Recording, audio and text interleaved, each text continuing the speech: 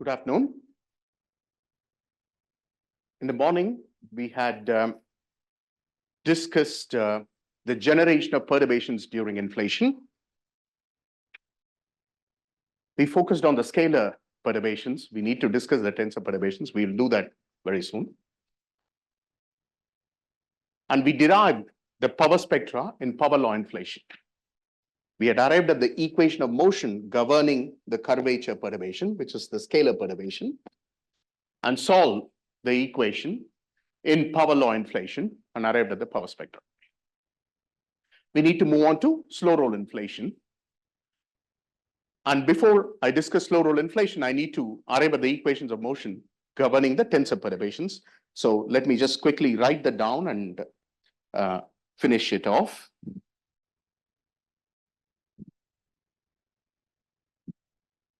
So remember, tensor perturbations.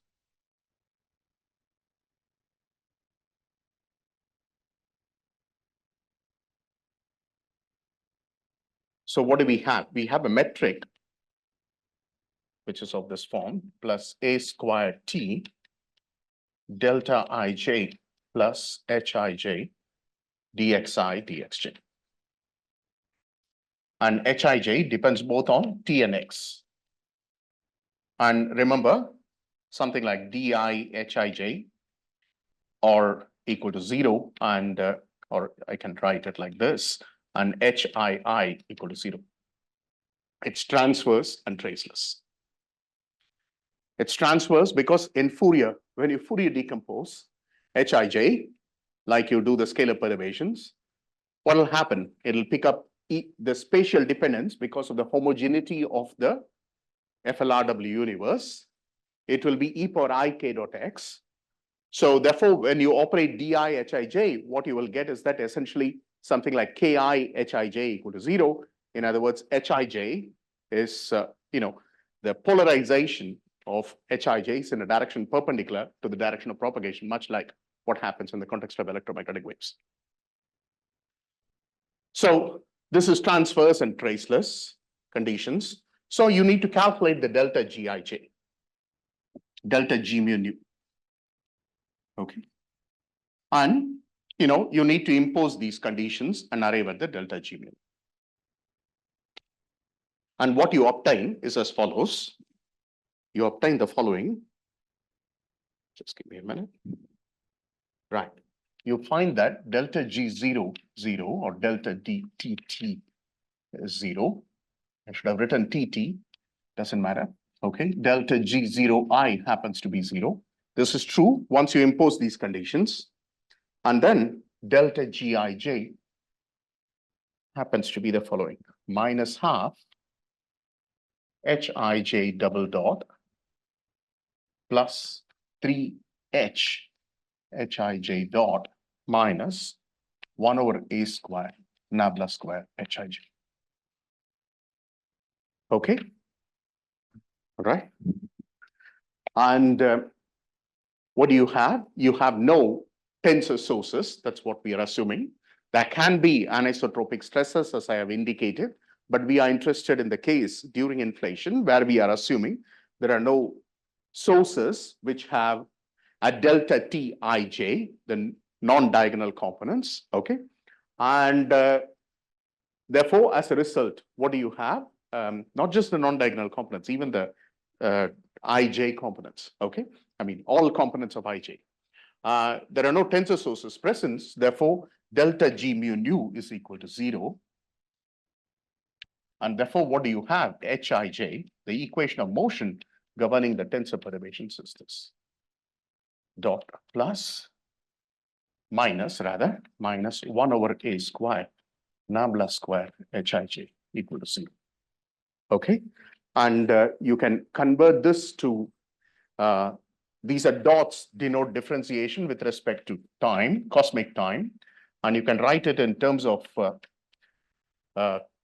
conformal time coordinate. It happens to be 2 script h, Hij prime minus nabla square Hij equal to 0. I will leave this as an exercise for you to do. It's a few steps. Okay. And this script h, as you know, is is the conformal Hubble parameter, which is A prime by E. Okay, these are the tensor equations, and what we need to do is we would like to arrive at the tensor power spectrum in power law inflation. Let's quickly do that. Okay, and again, these are perturbations generated in the vacuum. Okay.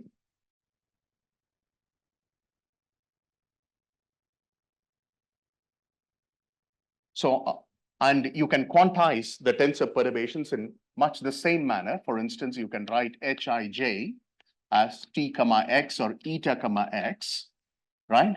I can write this as sum over, there are polarization tensors involved, okay? So you can have S, which is plus comma cross, right?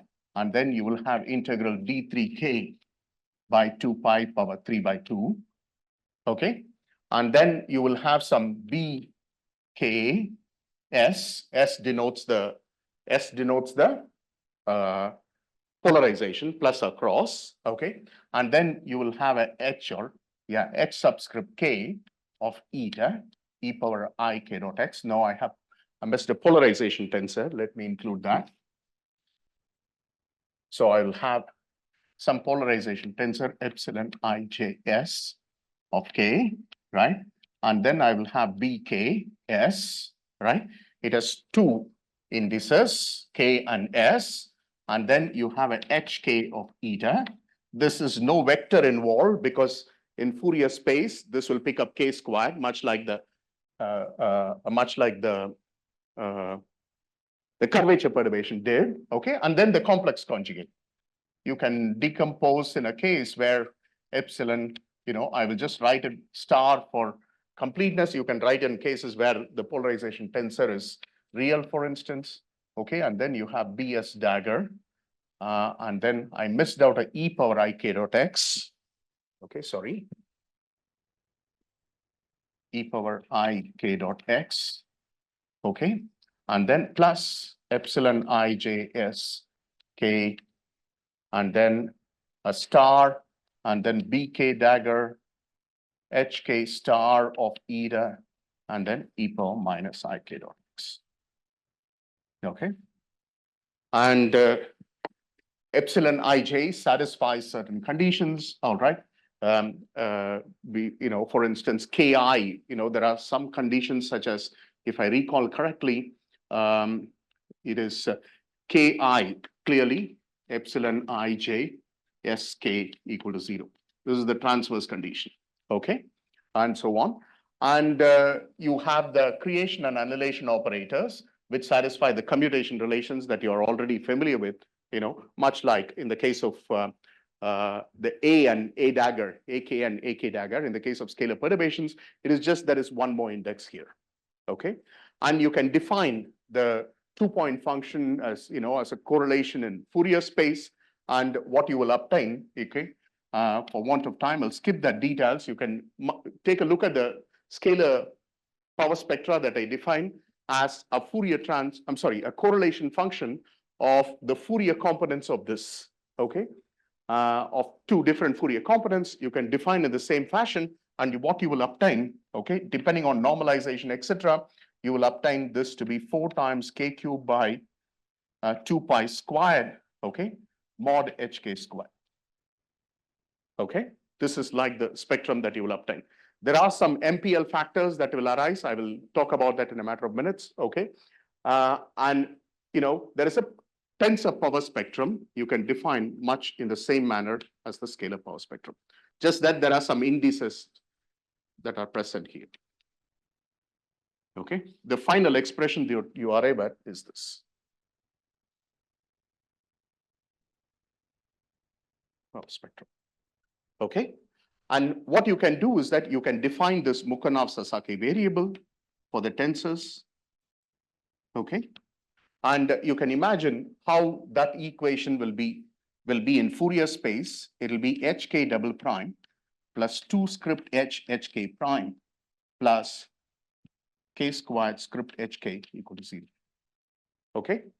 I would really urge you to understand how the power spectrum is defined, okay, from Hij of x, all right? I'm skipping that because it'll take me a few minutes. I'm trying to conserve some time, okay? If you're not able to understand that, please speak to me. I'll point to the standard definition, okay? It'll be in most of the reviews that I have shared with you, or textbooks I have shared with you, list of textbooks and reviews I've shared with you. And I will add a few more references to that list I've already shared. But this is the bottom line, okay? The tensor power spectrum, as you may have guessed, okay? This arises because of the various degrees of polarization, etc. And you sum over all the indices, etc. And it's essentially mod hk squared, okay? And you can define a Mukra-Sasaki variable, right? Remember, this in the case of the curvature perturbation, remember what was the structure of that equation? It was hk double prime plus 2 z prime by z, sorry, rk double prime plus 2 z prime by z rk prime plus k squared rk equal to 0. And if you look at your notes, we had defined the Mukhanov-Sasaki variable as rk times z. Now this script h is a prime by a. So it is not surprising, okay? It is not difficult to guess that, I will define my Mukhanov-Sasaki variable corresponding to the tensor perturbation as hk times a. And it's again not difficult to guess what will be the equation governing the Mukhanov-Sasaki variable. It is, I have new chalk, so I don't need to struggle. Okay, so what do I have? I have, oh goodness, plus k squared minus a double prime by a, okay, uk equal to 0, right? Which is, in the case of power law inflation, it's exactly the equation that we arrived at for the scalar Mukhanov-Sasaki variable as well. All right, but there are some small differences, and there is a difference between the amplitude of the tensor perturbations or the tensor power spectra and the scalar power spectra. And let me just quickly clarify that before we move on to slow roll inflation. Are there any questions? Are there any questions?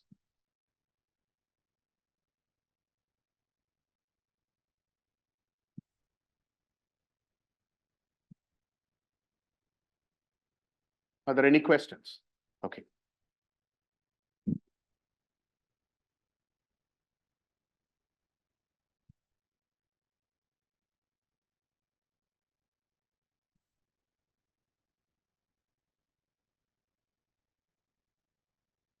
Okay. So what often happens is as follows.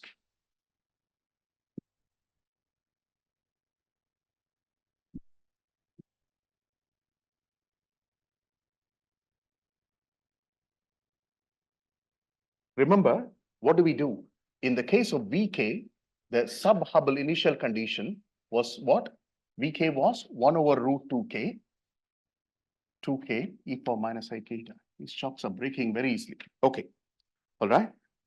Now, what you do in the context of uk is that this is scalars, scalar sub-Hubble. Scalar sub-Hubble initial condition. This is what it is. In the case of tensors, what you do is you write uk to be root 2 by mpl into 1 over root 2k e power minus ik eta. And the convention root 2 by mpl arises because of the fact that there is such a term in the action, okay? Once you take the metric here, okay, not this metric, I have erased the metric that I had, wherein you had the Friedman metric along with the tensor perturbations, and you plug it in your Einstein-Hilbert action, there'll be an overall factor that will appear because of the 1 over 16 pi g that appears, okay? And because of that, the Hij action will also contain that MPL term. And in order to take that into account, often a root 2 by MPL factor is added in the initial conditions. Or, as you can imagine, it's a constant.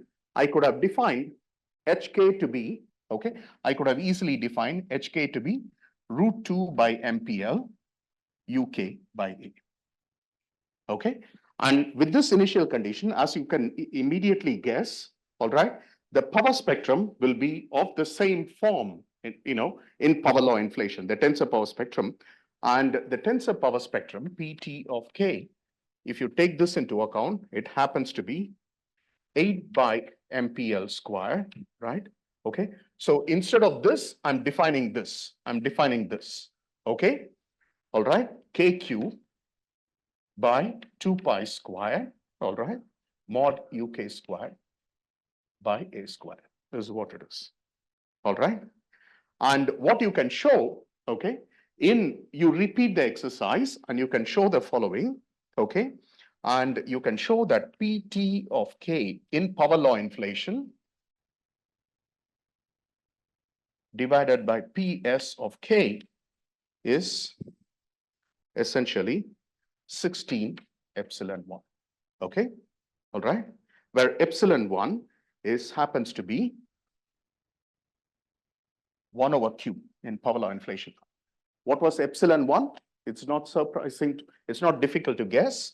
Epsilon 1 was what? I had defined this minus h dot by h squared. I will talk about it further very soon. So let me just brush this aside to arrive at this result. And in power law inflation, A is proportional to T power Q. So H is equal to Q by T. Okay. So epsilon 1 is minus Q by T squared plus with a minus. And this is Q squared by T squared. Okay. Q T squared. Epsilon 1 is 1 over Q. So I can write it in this fashion. You have all the results, as far as the scalars are concerned, nothing else changes. Okay, I'm sorry, as far as the tensors are concerned, nothing else changes. Modulo this overall factor. Remember, this was essentially the scalar power spectrum. Okay, because this is the equation satisfied by the scalar Mukhanov-Sasaki variable 2 in power law inflation. Now, notice I have been saying that epsilon 1 has to be 1 in order to have what happens at epsilon 1 equal to 1? Inflation ends. But in power law inflation, Q is a constant. It's 1 over Q. Nothing, inflation doesn't end. There is no exit of inflation. Okay? But this is an interesting result, and we will find that this is also true in slow roll inflation. There shouldn't be a dot here. It's not going away. Okay? So the R is what is referred to as the tensor to scalar ratio. Someone was asking me about this in the morning.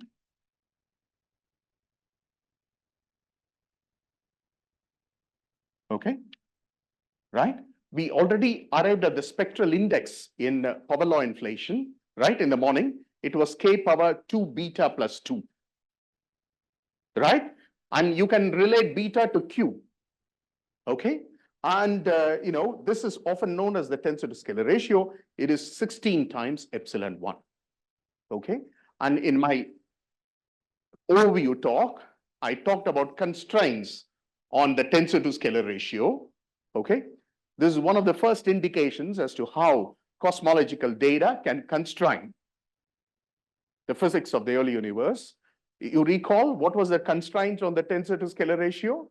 It was less than 0.036. That's the best constraint today, which means that your epsilon 1 has to be less than corresponding number, okay? And Q has to be, less than. It is 1 over Q has to be greater than a corresponding number. Okay, so you already can arrive at constraints on parameters describing some, physics associated with the early universe. Now, this is in power law inflation, I should emphasize, and our goal is to arrive at the corresponding result in slow roll inflation.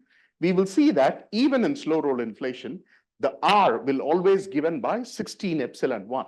So if you have a model which leads to a relatively large value of epsilon 1, it's already ruled out by the data. Okay. Are there any questions? This is a good time for me to stop and answer 1 or 2 questions before I proceed. Okay. So the only thing I haven't properly defined is like I defined the power spectrum as a correlation function in Fourier space of Rk, the scalar power spectrum. I haven't defined here the corresponding one for the tensors. I would urge you to look at some texts which will discuss this. Okay. Now we need to turn to slow roll inflation. Until now, barring this epsilon 1, I have talked about only the slow roll parameters. I'm sorry, potential slow roll parameters. I need to introduce the hierarchy of slow roll parameters.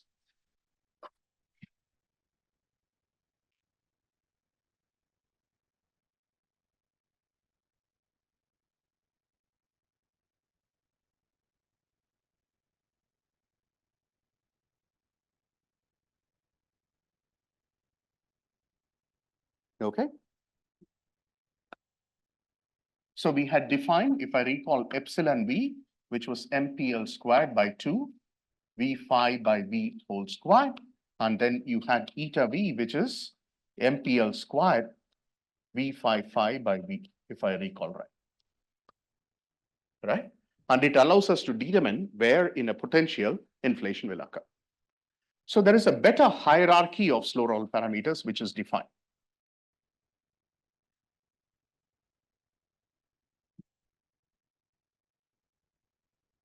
Okay.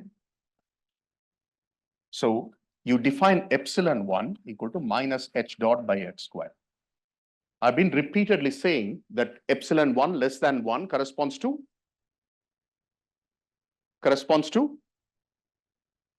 inflation. Okay. So it is better to write this in terms of script h. Okay. It will become clear. The reason will become clear to us very soon. Let me look at my notes for a minute.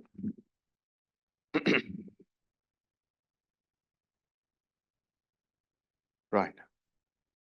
Okay. Right. And so what is script h? Script h is a times h. Okay. Epsilon 1 is minus 1 over h is script h by a square. Okay. And h dot is script h by a prime 1 over a. Okay. All right. Because d by dt is d by d eta by dt, and a d eta is dt. So this is equal to d eta by dt is 1 over a d by d eta. So a dot equal to 1 over a prime. Yeah. Okay. So what do I have? This goes away. Okay. So what will I obtain? Minus a by script h squared, right? Script h prime by a, right? Minus, no, there is something else I wanted. There is something, script h prime. Okay. Maybe I will get it, just bear with me. Okay. A by h squared, script h prime by a minus script h a prime by a square. I hope that is correct. Please check.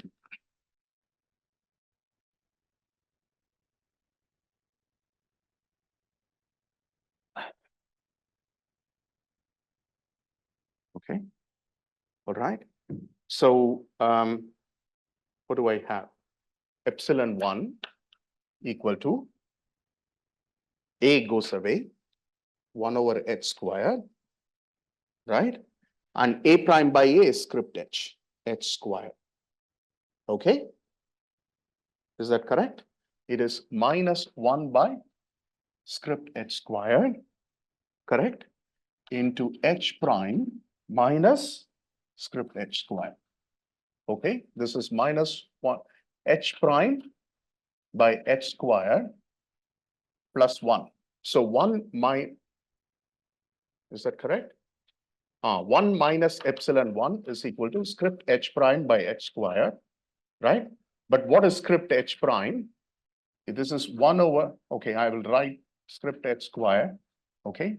And there is something I wanted. This is a double prime by a minus, is that correct? Script h prime, okay, is a double prime by a by minus a prime squared by a squared. Is that correct? No, there is.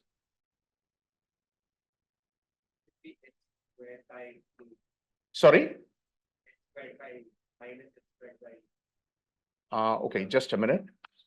H is A prime by A. So H prime is A double prime by A minus A prime squared by A squared. That's what it is. Okay. So this is A double prime by A H squared minus. Oh, there is. It's okay. Maybe it is okay. Minus H squared by H squared. Okay. So this is 1 minus epsilon 1. That's what I want. So this is 2. Okay. A double prime by A equal to H squared 1 minus 2 minus epsilon 1. All right. That's one of the results I want. Okay. And why do I need this?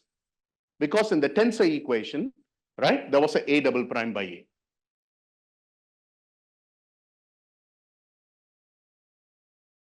One is a lot more messy. I'm going to leave that as an exercise. Okay. I hope it is clear. What do we want? We want to work in the slow roll approximation, and the tensors are easy to study under slow roll approximation. If you look at the Mukhanov-Sasaki equation governing UK that we had written down a few minutes back, it had a double prime by A term.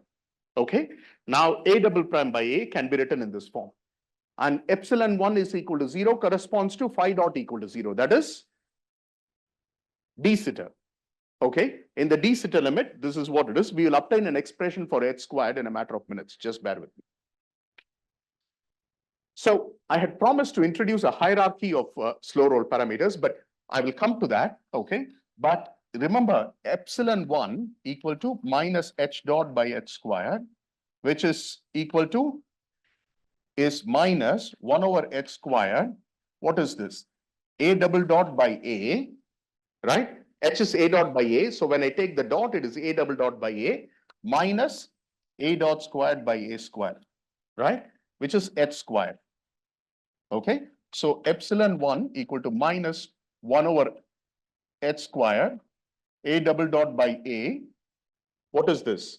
Minus minus plus 1. Okay. All right. So, or in other words, A double dot by A square H squared, A double dot by A square H squared equal to epsilon 1 minus 1 minus epsilon 1. Okay. So A double dot by A, this is what I've been asking you to do repeatedly, the exercise.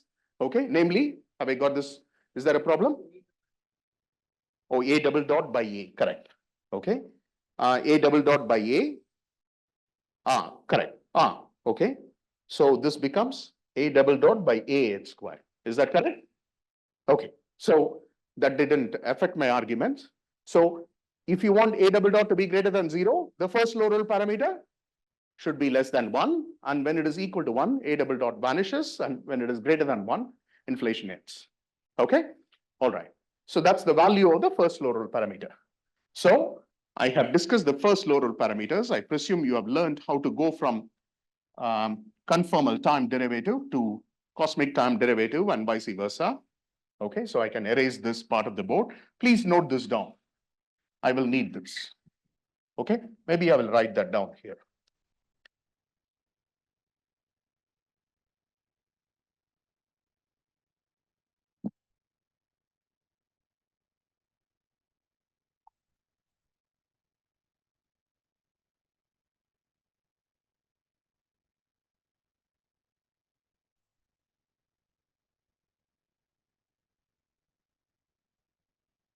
All right. So notice the slow roll parameters are supposed to be dimensionless. Okay, we have just defined the first slow roll parameter. Remember, what you can show, I would urge you to show, is that during slow roll, epsilon 1 is epsilon b. I will let you show that, or you argue. And that is why we know that epsilon 1 equal to 1 corresponds to end of inflation. Okay, because they are of the same order for most of the evolution, we demanded epsilon 1 equal epsilon b equal to 1 corresponds to end of inflation, because that immediately allows us to easily identify where inflation ends in a given potential. But if you're doing numerically, you have to actually follow epsilon 1 and actually see where inflation ends. and count, that you have had at least 60 E folds from the end of inflation. So you have a more complicated potential, right? Okay, where you are not able to obtain slow roll solutions, or there are deviations from slow roll. Okay, this is a very messy potential. Let me draw a slightly better one. Maybe something like that. Okay, V of 5. Okay, and the field rolls down the potential. You need to integrate the equations, as I said. Okay, and you have to determine where epsilon 1 equal to 1. That's where inflation ends. Now, we need to arrive at, as you can imagine, z double prime by z, also in this fashion. And remember, what was z equal to? A phi dot by h. And as you may have guessed, one cannot write it explicitly in terms of epsilon 1 alone. And you define this hierarchy of slow roll parameters. You define epsilon 1 is d log n by dn. I hope I got this right. Okay, this is dimensionless. N is dimensionless. Epsilon 1 is dimensionless. Okay, so this is for n greater than 1. Okay, for instance, epsilon 2 is what? D log epsilon 1 by dn. That is 1 over epsilon 1 d epsilon 1 by dn. That is 1 over epsilon 1 d epsilon 1 by dt by dn. So this is essentially 1 over epsilon 1 dot by h epsilon 1. And, this is d by dt. This is 1 over time. This is 1 over time. Epsilon 1 is dimensionless. So epsilon 2 is dimensionless. And you can write in terms of epsilon 3, etc., etc. Okay. So one thing that is easy to construct is let me get my another notes. Just bear with me.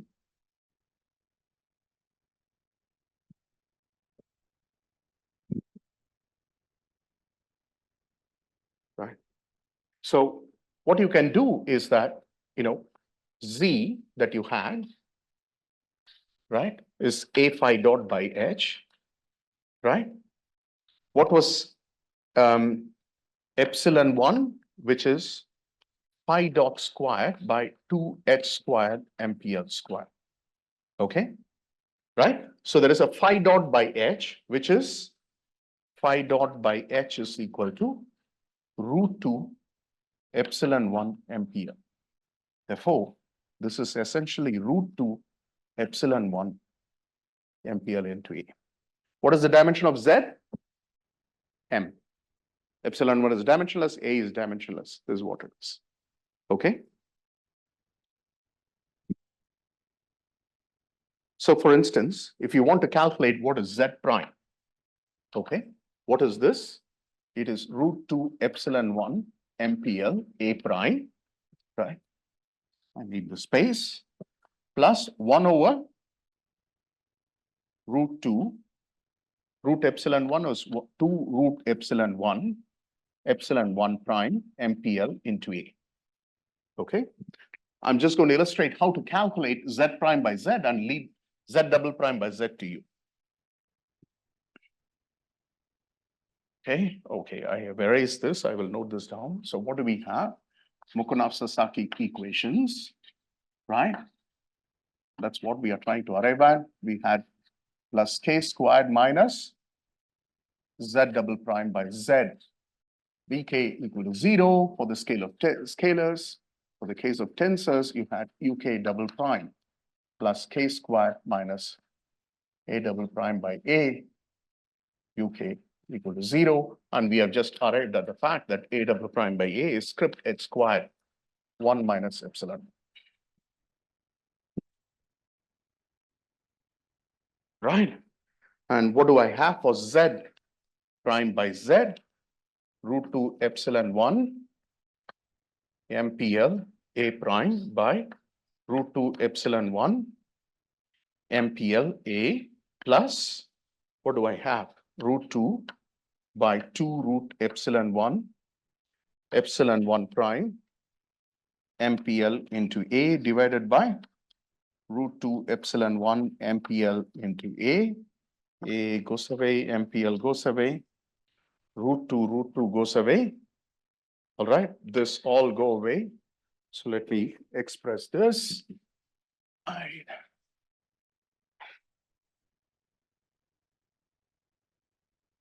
Okay. All right. So what do I have? Z prime by Z equal to A prime by A script H. Okay. Plus epsilon 1 prime divided by 2 epsilon 1. Is that correct? Is that correct? Yes, it seems correct. Okay. Now, what you can do is you can show, all right. Okay. And you can show that epsilon 1 prime equal to script H epsilon 1 epsilon 2. Okay. I'll leave this as an exercise, just a couple of steps. So this is script H 1 plus epsilon 1 prime is, I pulled out the script H, epsilon 1 epsilon 2 by 2 epsilon 1. I hope this is correct. Okay. I don't have a notes with the final result to check. I would urge you to check that this is correct. Okay. So I've arrived at this. You have to go through this in the same manner and arrive at Z double prime by Z. Okay. I'm going to write down. As you can see, it's lengthy. Okay. It's straightforward. You need to take one more derivative. So epsilon 2 prime will appear, which means epsilon, it will contain up to epsilon 3. Okay. And I will write the final expression. Epsilon 2 by 2. Yes. Check, check. You know, please check. And it so happens that Z double prime by Z, the equivalent of this,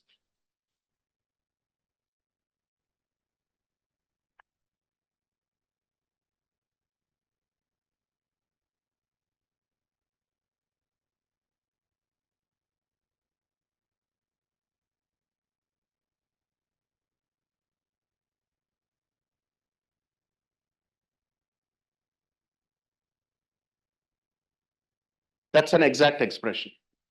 Okay. Oh, why doesn't it contain epsilon 3? This is epsilon 3. That's an exact expression. It's an identity. Okay. So now at the leading order in this, you know, what you find is that when you integrate, in most of the situations, barring peculiar situations, there is a hierarchy of the slow roll parameters. What it means is that epsilon 2 is smaller than epsilon 1, epsilon 3 is smaller than epsilon 2, etc. Or at most they are of order, the same order. What happens in slow roll inflation? I'm sorry, in power law inflation, epsilon 1 is a constant. It was 1 over q. Q was a constant. Therefore, epsilon 2 is 0 and all the higher order slow roll parameters are 0. Yeah? Okay. Now, at the leading order in the slow roll approximation, I can ignore terms like this. Okay. Terms like this. And I just need to work with that. Okay. And there is one more expression I need to arrive at. Remember, what do we want? We want this expression in terms of time, eta, the conformal time coordinate. And then I can solve this differential equation with the initial condition that I've already specified. Okay. Now, what you obtain is the following. I just need to do a trick to arrive at this expression. Just let me do that.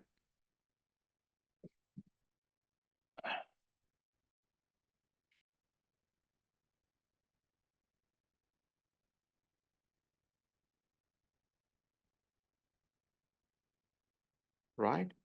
So you can show that, okay, you can show that epsilon 1 equal to 1 minus h prime by h squared. Okay. I think it was in the board earlier.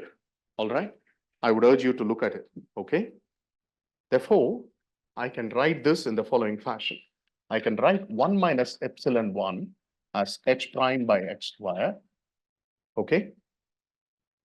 Or I can write this as divided by h squared. No, sorry. That's right. So this is, what is this? This is equal to d by d eta of 1 over h. Is that correct? Minus. Is that correct? Okay, so I can integrate this. I can write eta as integral 1 over 1 minus epsilon 1 d of 1 over h. Okay, all right. And I can integrate this by parts. Okay, if I integrate this by parts, you can obtain at the leading order, what you obtain is there is a minus sign which I missed here, minus sign. Okay, you obtain this to be 1 minus epsilon 1 times h. And then you will have an integral, okay, minus integral, etc., which will be higher order in the slow roll parameters. I will let you show that. Okay, so, and then what happens is, therefore, at the leading order in the slow roll, h is minus 1 over 1 minus epsilon 1 eta. That's what it is. Okay, or I can Taylor expand. Remember, it is minus 1 plus epsilon 1 by eta. Is that clear? Okay, all right. So what is that we wanted? We wanted this quantity in terms of eta. Now notice both these terms contain script h squared. What was script h? Remember, script h was a times h, the Hubble parameter h. Okay, so I use this relation script h equal to minus 1 plus epsilon 1 by eta. Now, if I substitute this here and here, okay, you can see that I will obtain this to be 1 over eta squared times a coefficient which will depend on the slow roll parameters. Okay, and that relation happens to be the following. Okay, so let me, right. Okay, after it's straightforward algebra, I will skip that. I will let you do it. So what you obtain is the following. Vk double prime plus k squared in slow roll for scalars, okay, for slow roll for scalars, minus 2 plus 3 epsilon 1 plus 3 epsilon 2 by 2 divided by eta squared, Vk equal to 0. And for tensors, what you obtain is as follows. As you may have guessed, it's simpler. 3 epsilon 1 by eta squared, Uk equals 0. Right? So earlier, in the case of power law inflation,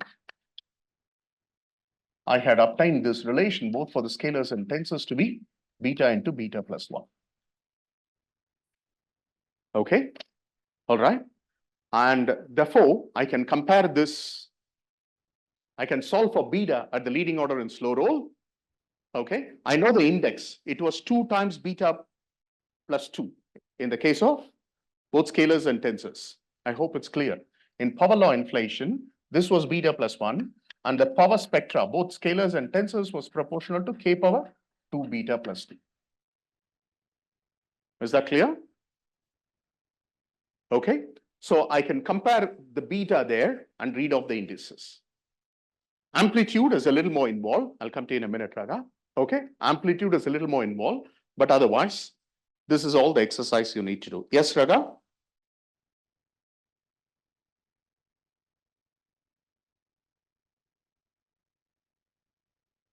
Okay.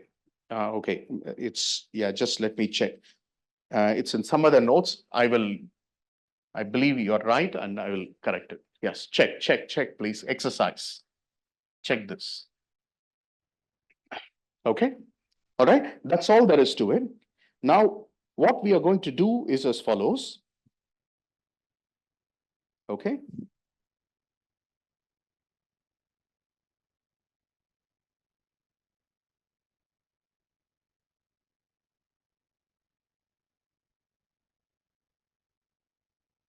Okay, so let me, I'm trying to see how to go about presenting the result. This is all there is to it.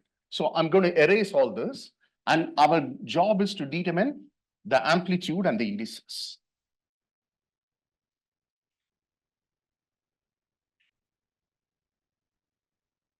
Okay.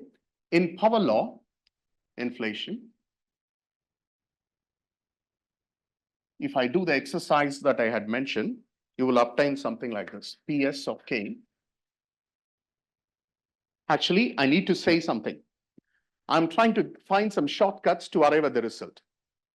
What you actually need to do is that those solutions to these equations can be obtained in terms of Hankel functions or linear combination of Bessel functions.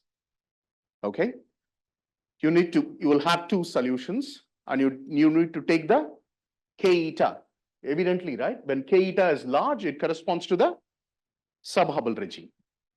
Okay. You take that limit, choose which of the Hankel functions or which linear combination of Bessel functions lead to the e power minus I eta behavior at early times. That will determine your coefficients. Okay. And use those coefficients now to take the super Hubble limit to arrive at the power spectra. That's a more formal method. Okay. I'm trying to find some simple ways of arriving at the result, but a more precise, more accurate way is to solve them and take the different limits. So we had the following form, h1 squared. This we derived by 8 MPL squared, 8 pi squared, MPL squared, A2 squared, beta plus 1 by beta plus 2, okay, into beta plus 1 power beta plus 1 into k by script h power 2 beta plus 2. Okay. And epsilon 1 equal to beta plus 2 by beta plus 1. Okay. All right. So essentially, I can write this as, I can erase this, write it as epsilon 1 here, MPL squared epsilon 1. All right. And then the remaining remains the same. I will write this here to save space, beta plus 1 power beta plus 1. And then you have this expression. Let me write it again.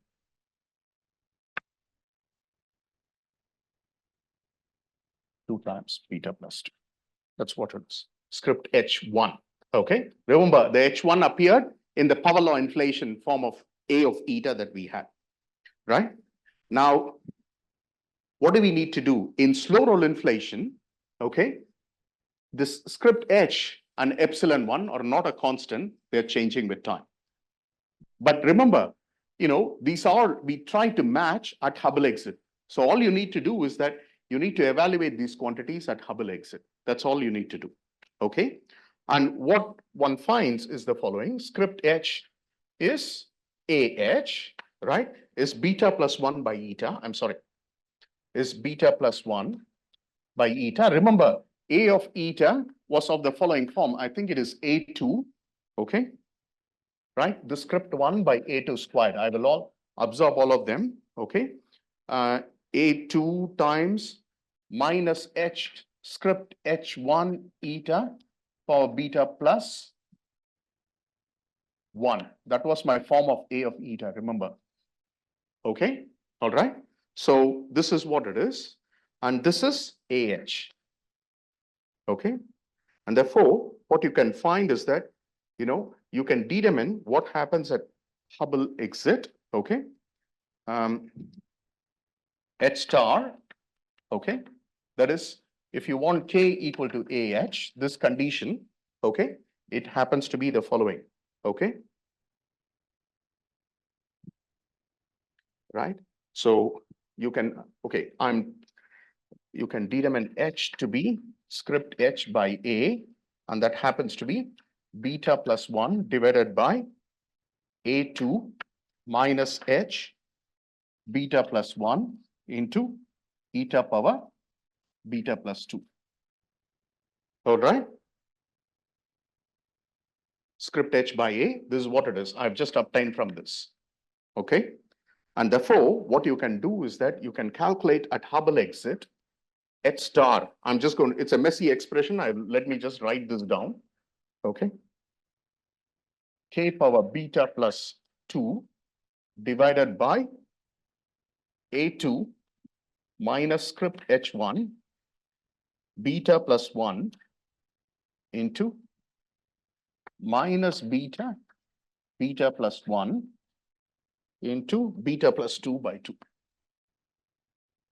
Right? Beta plus 2 by 2. The reason for this all will become clear. What you find is that after a lot of algebra, you can write this, okay, as follows. Okay, yeah. Oh my goodness. Okay, I wanted the coefficients of. I'll come back to that. Okay, okay. So you find that PS of K can be written in the following form: H star square by 8 pi square MPL square epsilon 1 star, right? Okay, into beta plus 1 by beta plus 1. We still haven't determined what is beta, into K by AH power 2 beta plus 2. Okay. Now, from the equation, beta plus 1 for the scalars, okay, what was it? This was equal to 2 plus 3 epsilon 1 plus 3 epsilon 2 by 2. Okay, all right. And what you obtain, beta to be, in this case, is, let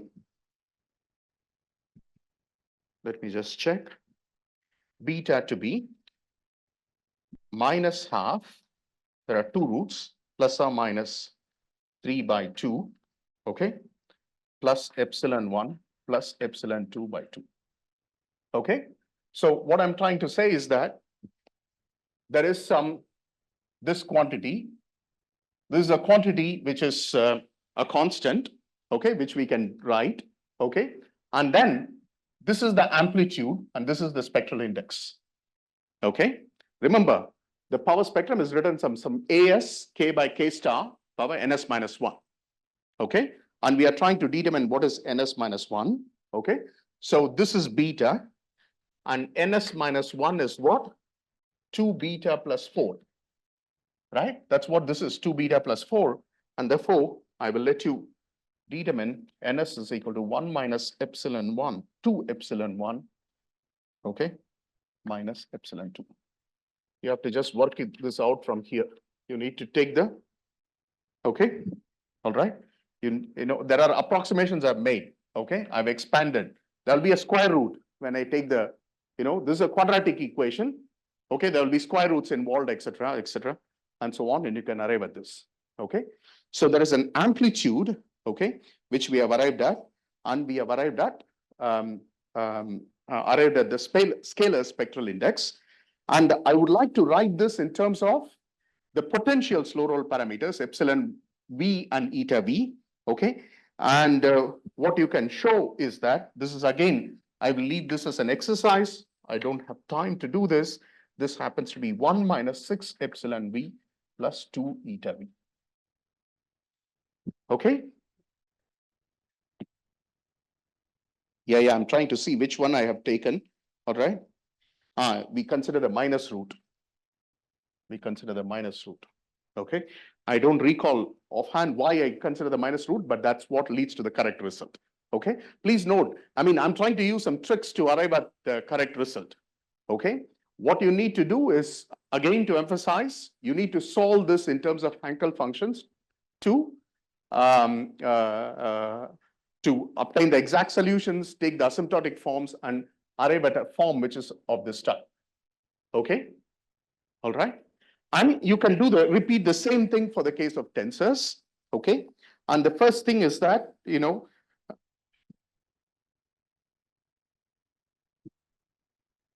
as I already mentioned, you know what is PT already, right?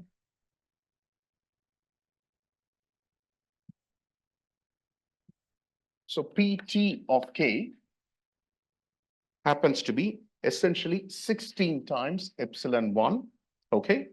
But now, in the sense that, okay, I should write it in the following form. I will write it slightly differently so that there is no confusion. It is 16 epsilon 1 times PS of K. Okay, but I should be careful. This is beta S. Okay, that will be beta T. Okay, so this is, an approximate relation. Okay, so to be precise, what you need to do is that the PT of K happens to be, let me write this here. Okay, happens to be 2h star squared divided by pi square MPL square. Okay, beta plus 1. This should be beta T. I should have written this as beta S, beta S, beta S, beta S. And this is beta S, and then a beta S. I have written that. Okay, beta T plus 1 by beta T, power beta T plus 1. Okay, and then K by AH into beta T, 2 times beta T plus 2. Sorry. Okay, and then what do you have? Beta, remember, in the case of tensors, beta T squared plus beta T equal to, what was it? 2 plus 3 epsilon 1. Okay, I erased it. I hope that is what I have written. And therefore, you can calculate what is NT. NT happens to be minus 2 epsilon 1, which is minus 2 epsilon B. Okay, and what you find is that R, which is PT by PS, is of the order of 16 epsilon 1. Again, I should emphasize, what I have done are two things. I went to power law inflation, just blindly obtained the solutions in the super Hubble regime and the sub Hubble regime, matched them. In fact, I dropped the decaying mode, matched them, and arrive at the spectrum in power law inflation. And I said in slow roll inflation, the differential equation has the same structure, with just that beta times beta plus 1 replaced by some quantity which involves the slow roll parameters. Okay, and I just try to match them to arrive at the index. The index happens to be correct. Okay, and the amplitude, the overall amplitude is roughly correct, but all of the terms will not match identically. Okay, and what you need to do to be precise to arrive at the spectral index is correct. These are the correct results in slow roll inflation for both scalars and tensors. The amplitude is correct. This amplitude is correct. Now, this is a number which is of a unity. Okay, all right. So I'm not worried about of that order when I have made so many approximations. So if you ignore this is the form of the spectrum in slow roll inflation. And with this amplitude, this is the scalar amplitude. Okay, and if you ignore this term, this is the tensor amplitude. Okay, and in fact, in d zeta, you get the famous result, which is 2h squared by pi square MPL squared. It's a dimensionless quantity. Okay, all right. And one of the things you should recognize is that if epsilon 1, R is 16 epsilon 1. Okay, if someone says that epsilon 1 is of the order of 10 power minus 2, right? So what is R? R is like 0.16. Okay, all right. Now we know what is PT. We know what is PS. The scalar amplitude is well known. In fact, it's so well known, it's called Kobe normalization. If you write PS, okay. Okay, so let me summarize here. I'm going to, okay, I needed that result. This is the difficulty if I don't have additional boards. Okay, summary. Okay, so what do we have? So we have PS of K in slow roll can be written as some AS K by some K star power NS minus 1. Okay, and what is the structure of AS? It is like this: X squared by 8 pi square MPL square epsilon 1. Okay, and what was PT of K? It was 2h squared by pi square MPL square, right? Okay, or I can write this as, okay, I don't need to write this like this.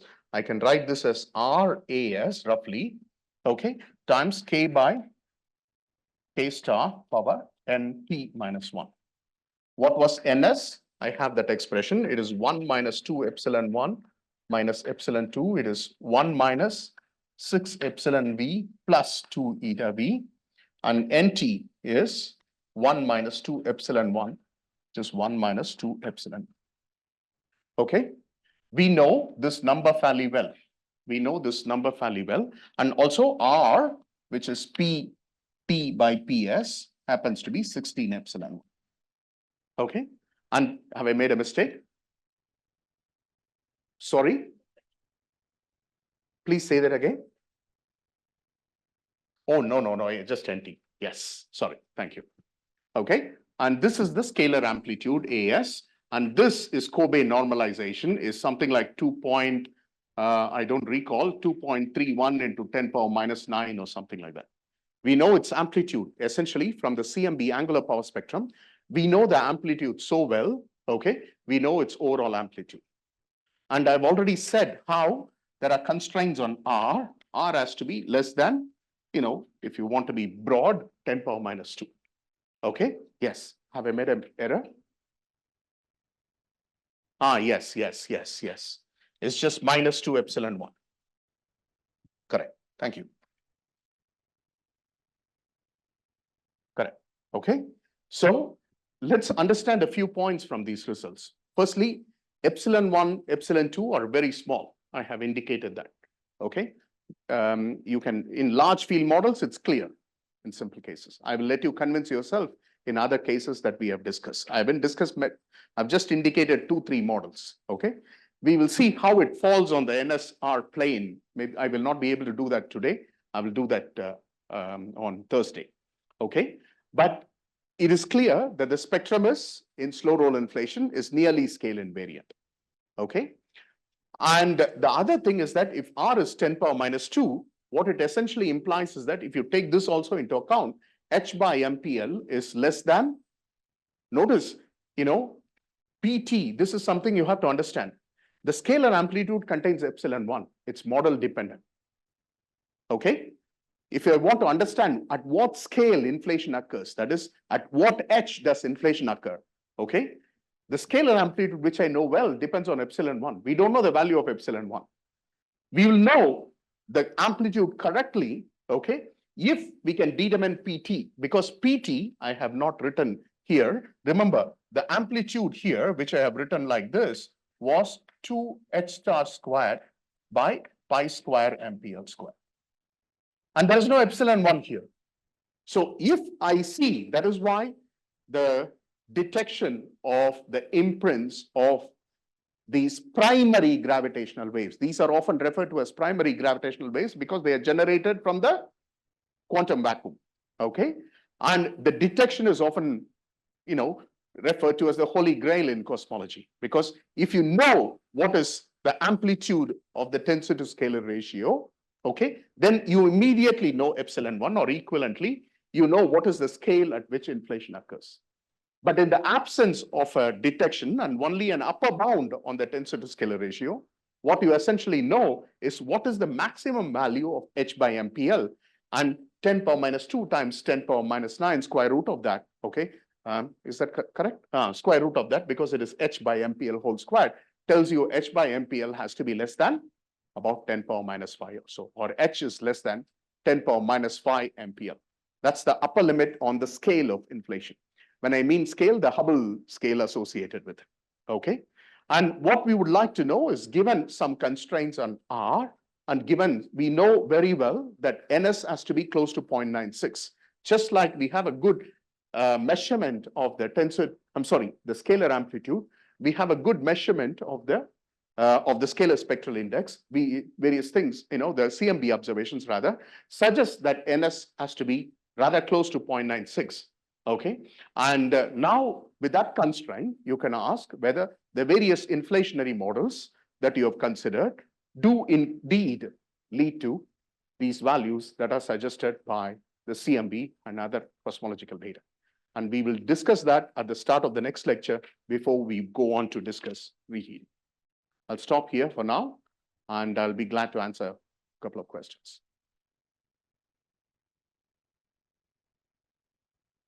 Questions?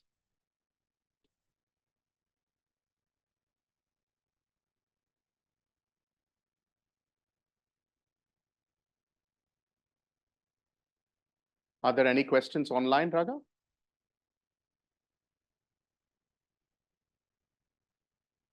So the first question is, what does tensor to scalar ratio physically mean?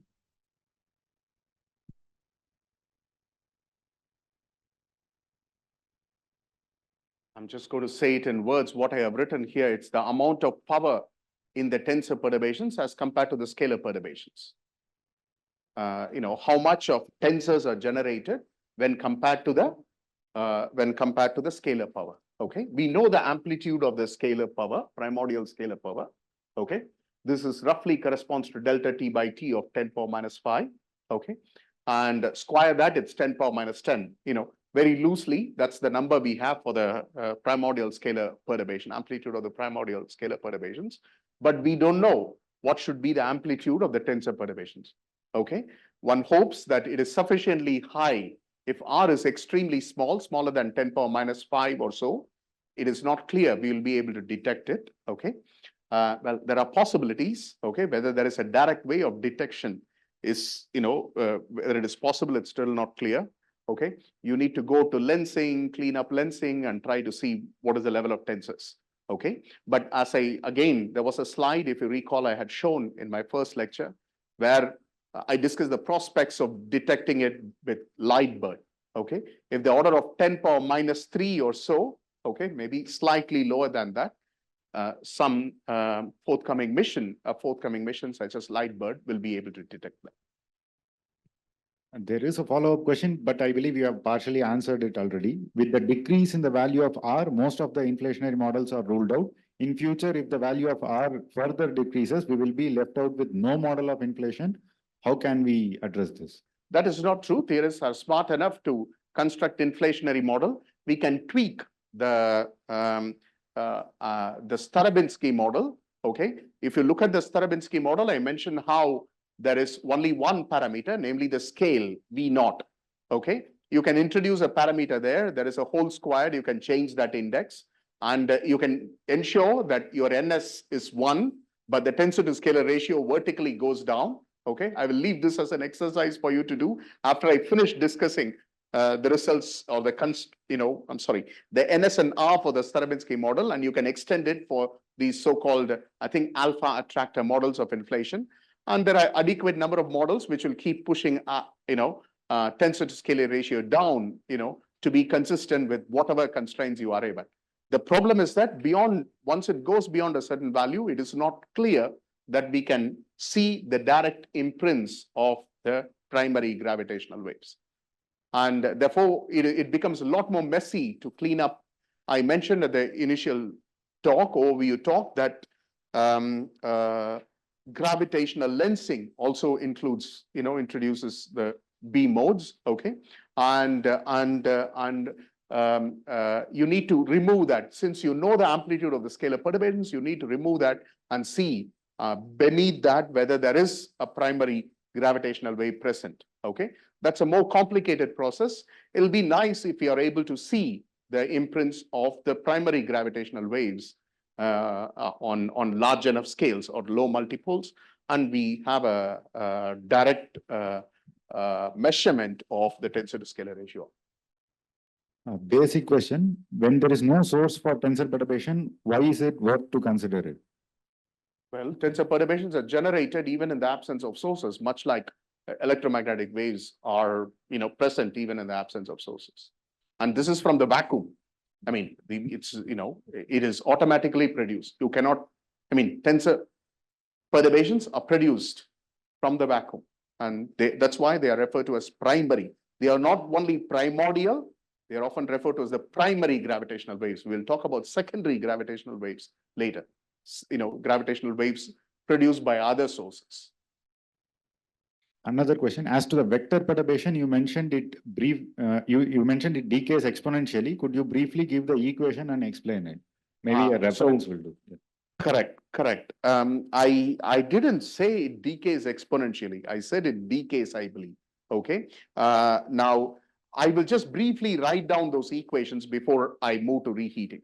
Okay. It is in at least some of the references that I've already listed. Okay. Okay, last question for the current session. In the modified gravity cases, people directly use ns equal to 1 minus 6 epsilon plus 2 eta relation without doing detailed perturbation theory. Is it correct way to do so? Okay. So the way I think they justify their use of that relation is that you can reduce, at least simple classes of f of r theories and so on. You can reduce it to a Einstein plus a scalar field, like the famous Tarabinsky model. R plus r squared can be reduced to a r plus a potential. And now if your modified theory, gravitational theories can be reduced to a Einstein-Hilbert action plus a scalar field term, okay? And you can use the paraphernalia that we have generated here to, to constrain your model. There is one question from the morning. Since we ran out of time, we didn't take it. It is a brief question. You mentioned about the combination of growing and decaying modes present. What about the relative amplitudes, as in how small is the decaying mode?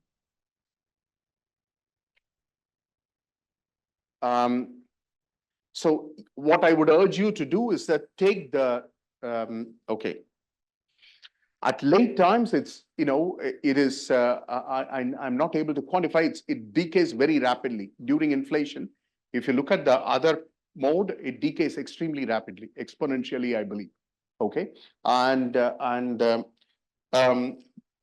point was about the decaying mode that I wrote down, okay, was that at early times, okay, let me say the following. When you talk about generation of perturbations during inflation, right, your mode is fixed. I had no two solutions. Okay, all right. So what you see is that determines the growing mode, or mode which becomes constant at late times. Okay, but I can just ignore what are the initial conditions and solve for what is the decaying mode. And if I recall correctly, let me check this. So you have a constant plus, I think, integral dz by, I'm sorry, d eta by z squared. I think it is like a squared. I would imagine it will be decaying like e power minus 2n, if I'm right. Okay, because that will determine rk prime. I know rk prime goes like e power minus 2n. So it is an integral of e power minus 2n, n being the number of e folds. Okay, so it decays rapidly. Okay. There is a question about lecture notes or other references other than what you have already shared. I would like to mention to all the participants that the video lectures that are recorded will be made available at a later date after the course. So that has been confirmed by the administration. Otherwise, there are no other questions, even here, I believe. Are there any questions here? Okay, if there are none, let's stop here. We'll break for tea. Thank you.